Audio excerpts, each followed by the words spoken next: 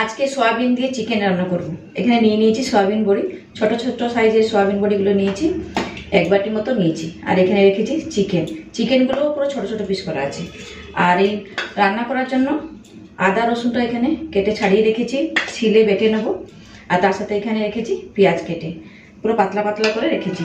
তো প্রথমে ভিনেগার দিয়ে একটুখানি চিকেনটাকে মেরিনেট করে নেব।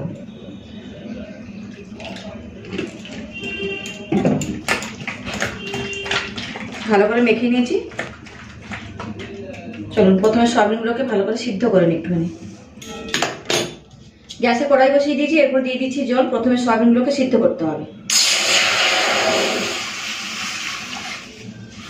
আচ্ছা, জলটা দিয়েছি, এরপরে দেবো 1 চামচ মতো নুন দিয়ে সয়াবিনটাকে ভালো করে সিদ্ধ করে নেব।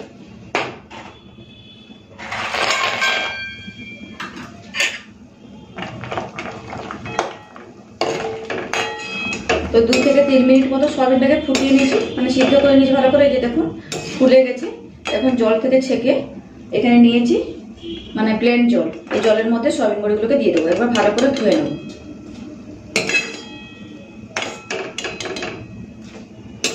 তো সিদ্ধ করা সয়াবিনগুলোকে গরম জল থেকে তুলে ঠান্ডা জলে দিয়ে দিয়েছি।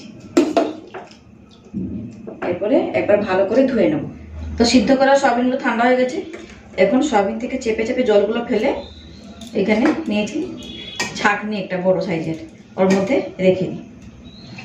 কড়াইতে ওইদিকে তেলটা গরম করতে বসিয়ে দিয়েছি। প্রথমে সয়াবিনগুলোকে একটুখানি নুন দিয়ে ভালো করে ভেজে নেবো, লাল করে ভেজে তুলে রাখি। তারপরে চিকেন রান্না করব।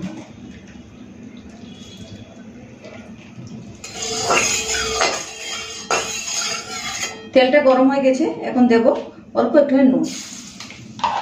দিয়ে দিচ্ছি সয়াবিন বড়িগুলো।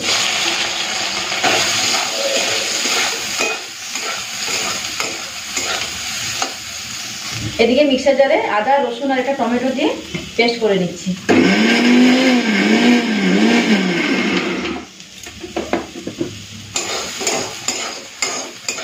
এই যে দেখুন সয়াবিনগুলোকে পুরো লাল করে ভেজে নিয়েছি, নামিয়ে নেব।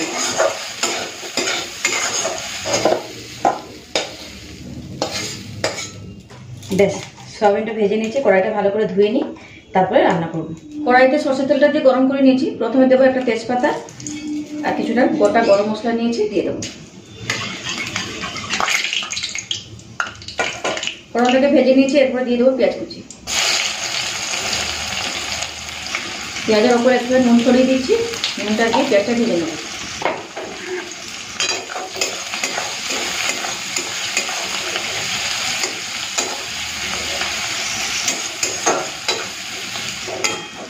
পেঁয়াজটাকে না লাল করে ভেজে নিয়েছি, এরপরে বেটে রাখা মশলাটা দিয়ে দেবো।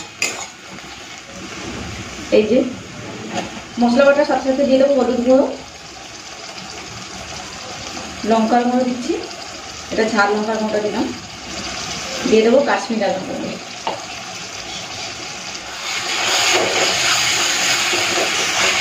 এরপরে না মশলাটাকে খুব ভালো মতো করে কষে নেবো। একটুখানি সময় লাগবে, হাতে সময় নিয়ে মশলাটাকে খুব ভালো মতো করে কষে নিই। মশলাটাকে খুব ভালো মতো করে কষে নিয়েছি, এরপরে দিয়ে দেবো চিকেন। সাইড থেকে তেলটাও ছেড়ে দিয়েছে, তো তেলটা দেখুন খুব সুন্দর ছেড়ে দিয়েছে। এরপর দিয়ে দেবো চিকেনগুলো। জলটা ফেলে দিয়েছি, ভিনেগার দিয়ে যে ভিজিয়ে মানে মেখে রেখেছিলাম, জলটা বেরিয়েছিল অনেকগুলো। এক্সট্রা জলটাকে ফেলে দিয়ে এখন আমি চিকেনগুলোকে দিয়ে দিচ্ছি। তো চিকেনটা দিয়ে দিয়েছি, এরপরে দিচ্ছি নুন।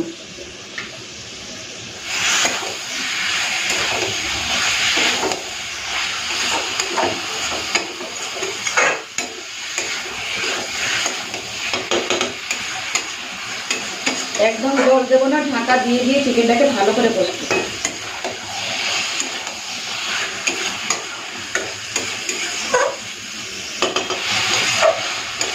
দেখুন চিকেনটা খুব ভালো মতো কষাও হয়েছে, দারুণ একটা গন্ধ বেরিয়েছে। চলো এরপরে সয়াবিন বড়িগুলো দিয়ে দিই।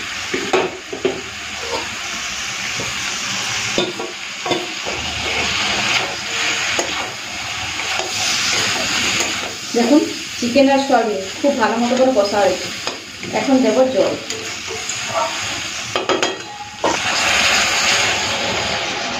এটা কিন্তু হালকা একটুখানি গরম জল দিচ্ছি আমি।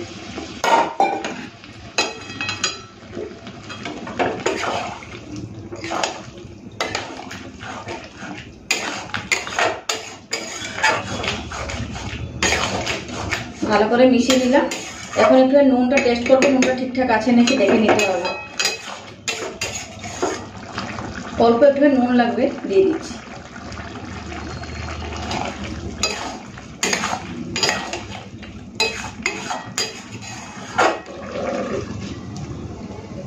তো চিকেন আর সয়াবিন একসাথে রান্না হয়ে গেছে। এখন নামানোর আগে দিয়ে দিচ্ছি গরম মশলা গুঁড়ো।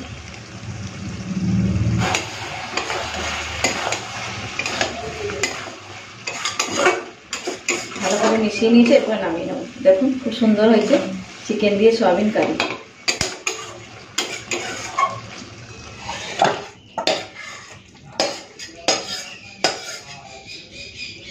এই যে সয়াবিন দিয়ে চিকেনের কষা বা কারি রান্না করে নিয়েছি।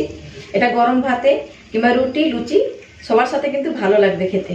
তো চলুন আজকের এই রান্নাটা বা রেসিপিটা কেমন লাগলো অবশ্যই কিন্তু কমেন্টস করে জানাবেন। তাহলে আজকের মতো থাকলাম, আবার ফিরে আসবো একটা নতুন ভিডিও নিয়ে। তো তখন সবাই ভালো থাকবেন, সুস্থ থাকবেন। টাটা।